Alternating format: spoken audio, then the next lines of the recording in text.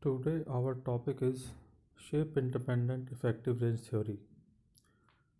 This topic is a subtopic of neutron proton scattering below 10 MeV, which we are discussing for the last few days. Now, what is effective range theory? In the last topic, we have already derived the relation for scattering cross section. Now, for the derivation of scattering cross section relation, we have to assume the potential well, and in that topic we assumed a well of certain depth and certain width. Effective range theory basically predicts the phase shift as a function of energy. Its first calculation was performed by Shugnar and followed by others, scientists. Partial cross section for singlet and triplet neutron proton scattering are given by the equation as we have derived earlier. Sigma SC is equal to 4 pi lambda cross square sine square delta 0. Now in this relation, delta 0 is a phase shift. In the square well type case, where we assume that the potential is of square well type, and the relation which we found was Ki cot KIR0 is equal to Ko cot multiplied by KORO plus delta O. From this relation we can determine the delta 0. But for the determination of delta 0, we have to assume a potential well of certain depth and width. Now we shall discuss here a more general method which doesn't require a specific shape of potential. This gives a very good approximation for phase shift delta 0 and at the same time does not require a specified form of potential VR. It is possible to expand the quantity called delta 0 in a simple power series of K. In the energy range 0 to 15 MeV, only two terms in the power series are sufficient. The first term contains the scattering length, which is denoted by small a, and the second term contains a quantity called the effective range, which we can define by these two diagrams. I will explain these two diagrams later in this topic. Now, in developing the effective range theory, we can begin by writing a Schrodinger equation for an S wave. S wave means for orbital angular momentum L equal to 0 wave. The radial wave function u is a solution of the radial wave equation for L equal to 0 inside and outside the potential well. Suppose u and u0 be the radial wave functions corresponding to two energies E and E0. So considering these, we can write two Schrodinger equations for radial wave function u and u0 as equation 1 and 2. Here in equation 1 and 2, V is the nuclear potential of any shape. Now multiplying equation 1 by u0 and equation 2 by u, then subtracting and then integrating from 0 to infinity, we get equation 3. Now in this equation 3, k square is equal to me upon h cross square and ko square is equal to meo h cross square. Now let us consider small v, which is identical with small u outside the potential well and extrapolates the behavior of u to the origin, unaffected by the nuclear potential. These statements are shown or can be explained by these two diagrams. Here we can observe that u and v and u0 and v0, these two combinations are similar outside the range of potential well, but V and VO extrapolates the behavior of U and U0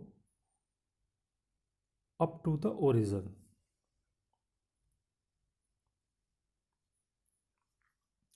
Both function U and V are normalized in such a way that V equal to 1 for R equal to 0, and therefore we can write V is equal to sine kr plus delta upon sine delta. Now we get a relation like equation 3 for the wave function V and V0 by following the similar procedure. V0 dash minus V0 V dash from 0 to infinity equal to k square minus ko square integration 0 from 0 to infinity VO into dr. This is equation number 5. Here dash denotes first differentiation. We may now subtract equation 3 from equation 5. Since V is equal to U, we know that V is equal to U and VO is equal to UO outside the potential well, and U is equal to U0 is equal to 0 when R equal to 0. Now putting these values in equation in the solution, when we subtract equation 3 from 5, then we get equation 6. As relation 4 gives us V dash is equal to k cos kr plus delta upon sine delta. Therefore, V dash at R equal to 0 will be equal to k cot delta, and V at R equal to 0 will be equal to 1. These values we get from equation 4.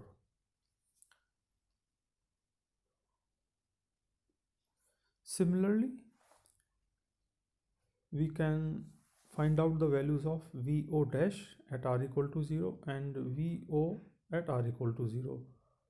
VO dash at R equal to 0, we will get KO, K cot delta O, and VO at R equal to 0 will be equal to 1.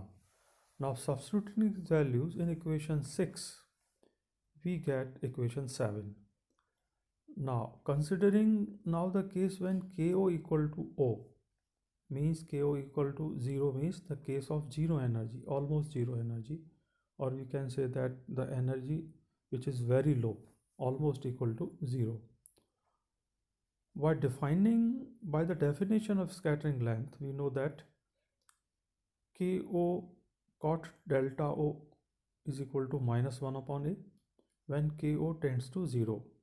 Thus equation 7 becomes, using this relation, k cot delta equal to minus 1 upon A plus integration 0 to infinity k square multiplied by V0 minus U0 dr. This will be equation 8. Since U and V differ only inside the range of nuclear forces, as we have observed in the previous two diagrams, therefore the integrand vanishes outside the nuclear force range. Inside the range, the wave functions are almost independent of energy because the potential energy is much larger than the energy of the system E. We can thus write V nearly equal to VO and U nearly equal to UO, and therefore integration 0 to infinity V0 square minus U0 square multiplied by dr will be equal to half R0. This quantity R0 is constant and is known as effective range of nuclear potential. The factor half is included in the definition to make RO approximately equal to the radius, for which the potential becomes small.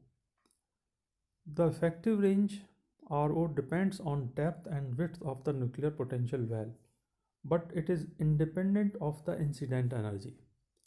So by substituting RO in equation 8, we obtained k cot delta is equal to minus 1 upon A plus half RO k square.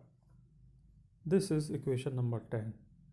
Now this equation gives the phase shift delta in the shape independent approximation or shape independent theory, which is valid for low energy, we can say less than 10 MeV, where Vr is equal to 0 or assumed to be 0. Now in equation 8 and 10, V small v is equal to, it is modified radial wave function outside the range of nuclear potential where Vr is equal to 0, and Vo is equal to V for 0 incident energy, that is for E equal to 0. Again, small u is in the above equation number 10 is modified radial wave function inside the range of nuclear potential, and UO is equal to U for 0 incident energy, that is for E equal to 0, and A is obviously a scattering length of the nuclear potential. In equation 9, integral represents a mean distance of interaction, and the factor 2 in front serves to at somewhere near the edge of the potential valve. Now we know that the cross section sigma SC is equal to 4 pi upon k square multiplied by sine square delta 0. Now if we convert sine into cot, then we will get sigma SC is equal to 4 pi a square upon a square k square multiplied by 1 plus cot square delta. Now by readjusting some terms, we will get 4 pi a square upon a square k square cot square delta plus a square k square, or sigma SC is equal to 4 pi a square upon 1 minus half a r k square ka whole square plus a square k square. And when we use equation 8 for the term 1 minus half a r0 k square, then we will get sigma SC is equal to 4 pi upon k square plus k square r0 upon 2 minus 1 upon a ka whole square. This is equation number 11. So whatever be the shape of potential, the scattering can be described by the two parameters, that is A and R0. A is the scattering length and R0 is the effective range. The experimental values of delta and K serve to determine A and RO.